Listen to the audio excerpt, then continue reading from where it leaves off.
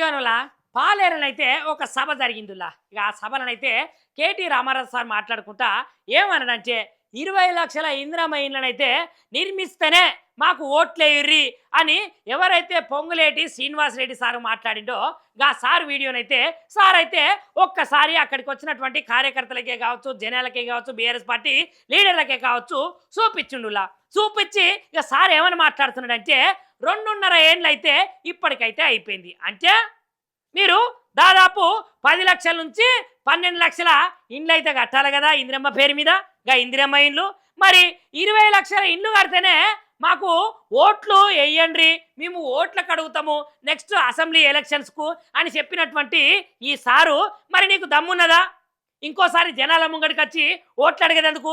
ఎందుకంటే ఇప్పుడు సగం సంవత్సరం అయిపోయింది. అంటే ఈ 5 ఏండ్లల్లా 2.5 ఏండ్లు అయిపోయింది. ఇక మళ్ళా ఇంకో 2.5 ఏండ్లల్లా మీరు ఈ 20 లక్షల ఇల్లు కట్టించే మొఖాలైనా ఈ 20 లక్షల ఇల్లు కట్టిస్తారా అని సారు నిలదీసుకుంటూ మాట్లాడిండులా. మరి మీకు ఇందిరమ్మ ఇండ్లు వచ్చినాయా రాలేదా? మాకైతే చెప్పుండులా దబ్బున.